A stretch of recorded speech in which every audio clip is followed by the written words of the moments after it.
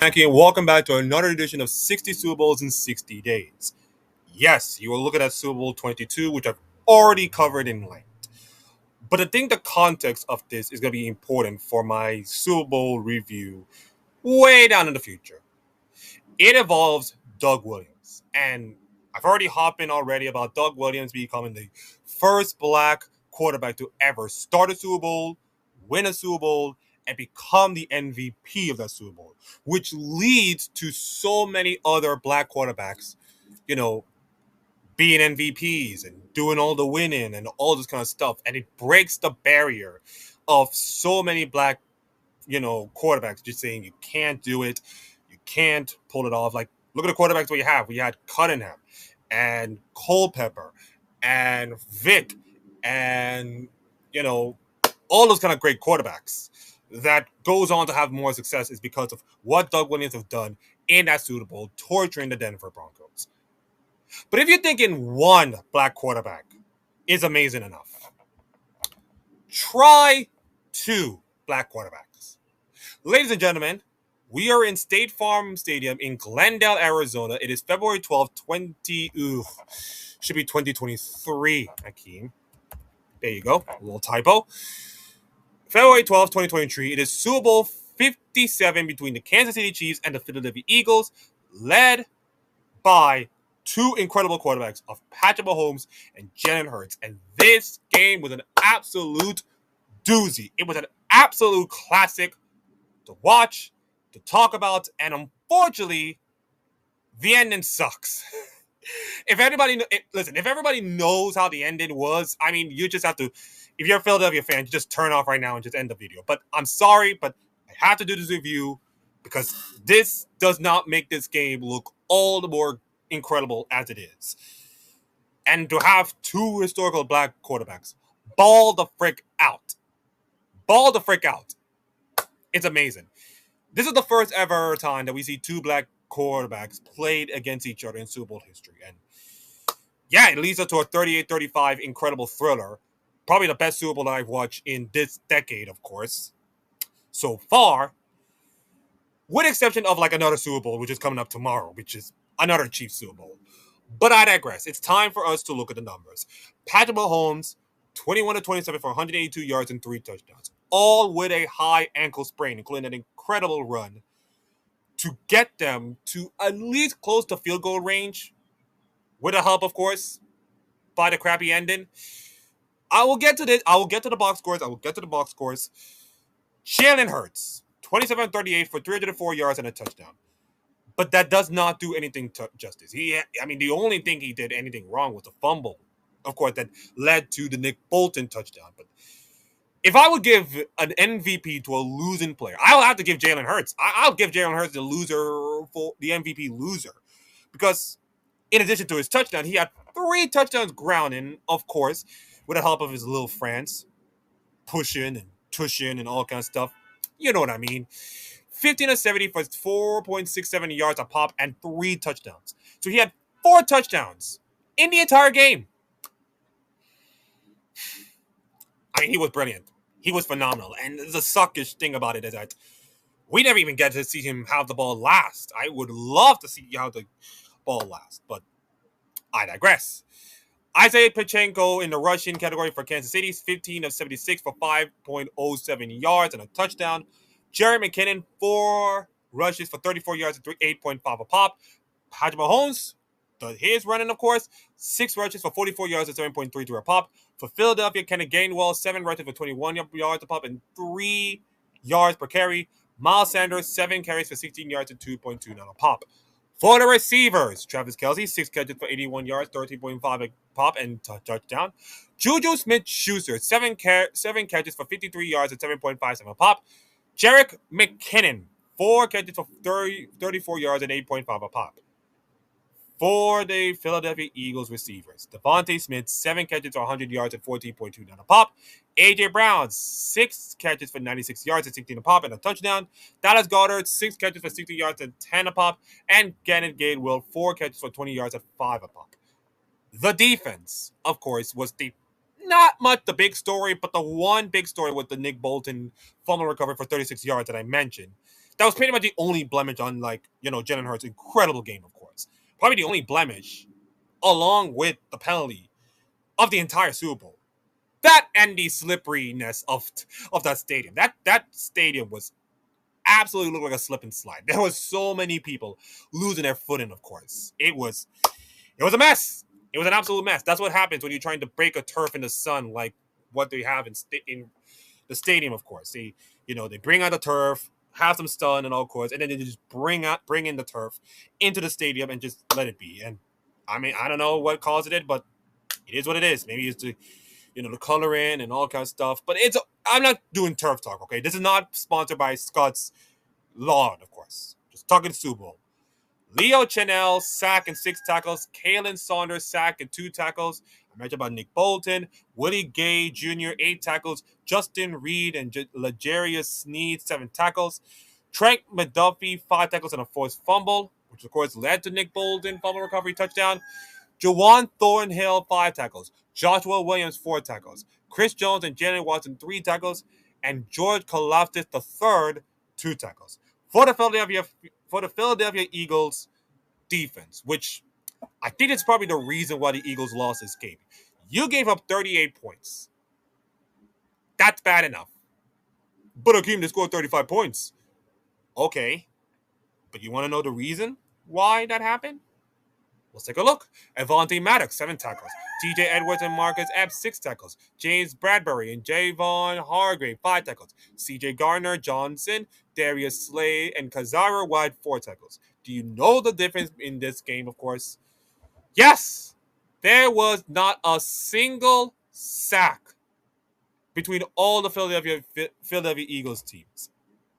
Yes, when you don't sack the quarterback, a guy like Patrick Mahomes can just run or just throw the ball at will, and you gave up that many points, 38 points, that's a recipe for disaster. That's a recipe for a loss in many cases. A recipe that the Philadelphia Eagles, thankfully, rectified a couple of years later. 2 years, exactly. And now it's time for the special teams. Harrison Buckner, 5 for 5 on extra points, 1 for 2 on field goals. Jake Elliott, 3 for 3 extra points and 2 for 2 field goals. Casey, 182 for 302. Is that right? I hope it's a typo. It cannot be 182. It cannot be 182. That's just ridiculous. Oh, it is 182. Oh, wow.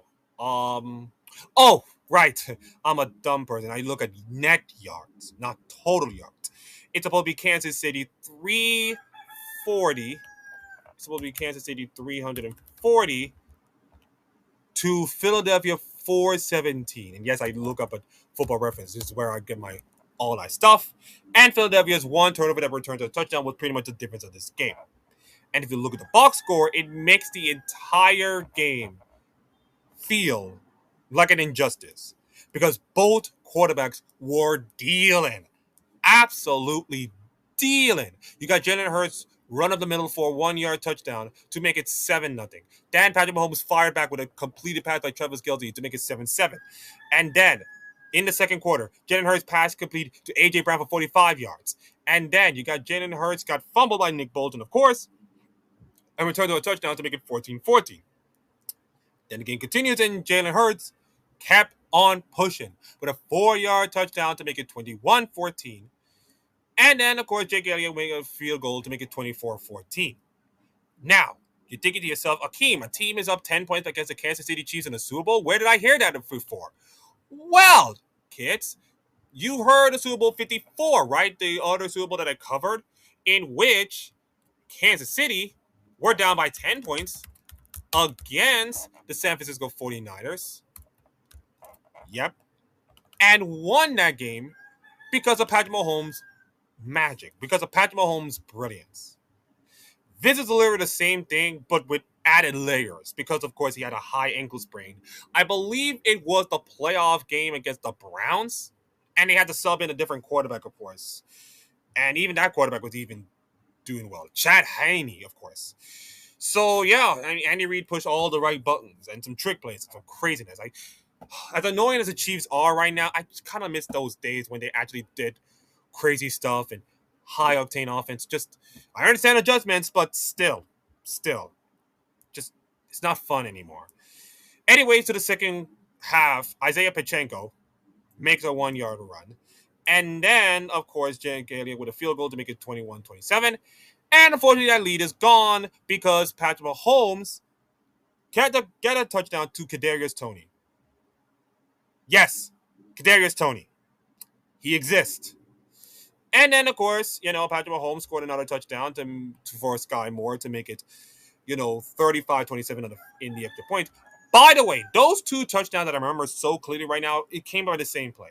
The old, coming around and then cross it, of course. Hook and, no, not hook and ladder. A little curl around, of course. A little kind of geriatric curl around in which, the receiver and the defender trying to go right there, and then one of them kind of open, of course, and that's what happened. And they did it twice. They did it twice on the same quarter with like 2 minutes between each other. That's incredible. Incredible mismanagement and misfeeling, of course. Then, of course, Jalen Hurts rushed down the middle to make it 35-33, and then they kick a field, and then the two-point conversion was good by Jalen Hurts to make it 35-35 with 5:15 remaining in the quarter. Now, this is where the shittiness pretty much come into play. And by the way, there was a notable mention about Kadarius Toney. Where was it? I think, where is it? I think it was this right here. I think it was this. No, wait a minute. I think I'll find it. But there was a important play in this entire game that pretty much sets up the Chiefs, and also Patrick Mahomes' run, of course, was also significant. Of course, yeah, it was significant. So, it's really hard to find, of course. Yes, 26 yards. He did it 26 yards, and he did it with a little bit of a gimpy ankle. The 26-yard run was incredibly huge in that game. And I think Kadarius Toney. Oh, I don't think it was this Super Bowl. I think it was this Super Bowl. It was this Super Bowl because I think this was the longest ever punt return ever in Super Bowl history. That sadly did not, get a touchdown, of course. So let me just slowly find it. And if you love this video, please like, comment, subscribe to all of this thing. And then we get to the crappy ending, of course. We'll get to the crappy ending. Trust me, we'll get to the crappy ending.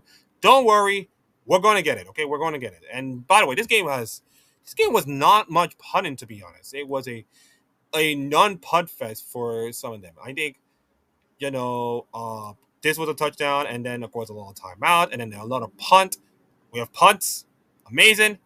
And then another field goal, of course. And then you got Pachenko with a run. And then another touchdown. And then Buckner 50 yards. And then Jalen Hurts running then. And then a field goal. And then Mahomes. And I don't know if it's this game. Oh, right. There it is. I found it. 10:33 remaining in the fourth quarter. Alvin Sebas was punted to 38 yards. And then Kadarius Toney carried all the way to 65 yards. It is the longest ever punt return in Super Bowl history. Of all the people to get a punt return that large, him. Yeah, Kadarius Toney. Him. I know, weird, right? And then that leads us to the Philadelphia 5, in which Patrick Mahomes scored a touchdown by Sky Moore to make it 35-27. And of course, that leads us to the two-point conversion.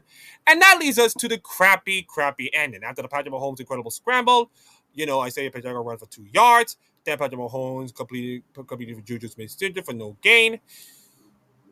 And then came the BS. Oh my God. Listen.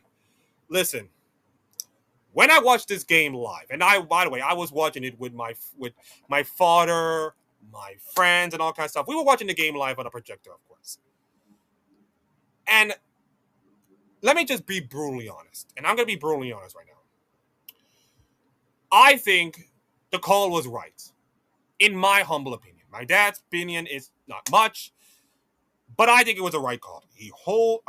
James Bradbury hold the shirt of Juju Smith-Schuster really tight.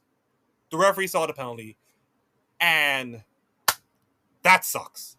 Because just a couple of minutes later, of course, Jerick McGee run for like 9 yards. I mean, if it could have gone for a touchdown, they would have been like what 148 remaining. But realizing the Philadelphia have no timeouts, he slides into the 2 yard line, and then a couple of kneel downs, a couple of timeouts, and then of course Harrison Buckner kick a field goal, and that was it. For this call to happen to ruin a fantastic game. This game was fantastic enough already. And for the refs to just step in and just hurt them. It's not that the call was a bad one. It was a fine call. It was a good call. It was defensive holding. He holds the shirt. He negates the receiver to trying to catch the ball. I mean, I think it was a right call. I'm sorry, Philadelphia fans, but that's my 2 cents. You can eat crow if you want to. But to do this in a game which is so good and so close, to have it with 154 remaining in the fourth quarter, to give them an easy chip shot. It was, and by the way, this was an 11-yard line. It was 3rd and 8. I mean, they could have kicked the field goal anyways, but they had all the time with the one timeout that they have in their pocket. And we all know what Jalen Hurts can do with his legs and with his arm, of course. Not much, but we saw what Jalen Hurts can do despite the one fumble. And for this to happen, it just robs of a great end, which makes the Super Bowl fantastic, but crap at the end. It's not going to take away from this incredible Super Bowl. No, the Super Bowl is incredible, but oh my God, James Bradbury must be kicking himself. I mean, he said it. Of course, he admitted, of course, to the whole thing, but it just makes this whole thing so painful. Painful. And maybe this is where the whole narrative of the Chiefs getting all the calls and all kind of stuff started. Although it was the next 2 Super Bowls that are going to be in there. That's where the whole BS starts. But, man, for a game of this beauty between 2 great black quarterbacks and to end up with a robbery call at the end, it just feels painful. Absolutely painful. For Philadelphia, for me, for everybody watching, for the millions of people, because I think the viewership was incredible in that Super Bowl. I want to know, I just want to know what was the Super Bowl viewership at that time. Because I remember the Super Bowl halftime show pretty well. And Rihanna was doing the halftime show. And she was doing it while being pregnant. Yeah. She was doing it with a belly. And I'm not going to go into pop star personal life and all kinds of stuff, but the fact that she actually do it with a child, I mean, wow, incredible. Yes, that's what I mentioned, of course, that this Super Bowl was 115.1 viewers with a peak viewership of 121. And this is going to be broken by the following year because the next Super Bowl that I'm going to do tomorrow will be involving the Chiefs and the 49ers again. And this time will be more chaos. And there'll be a lot of this. But for a Super Bowl to be robbed of an ending like that just hurts me. Just hurts me so much. But does it tarnish the game just a little bit? Yeah. But does it make the game unwatchable? No, it was a great game. I mean, the ending sucks, but the game was great. I will not take away from that. But it is what it is, I guess. It is what it is. Anyways, thank you all for watching this Super Bowl. Like, comment, subscribe for all of that stuff. And I will see you all tomorrow for Super Bowl 58 between the Chiefs and the 49ers.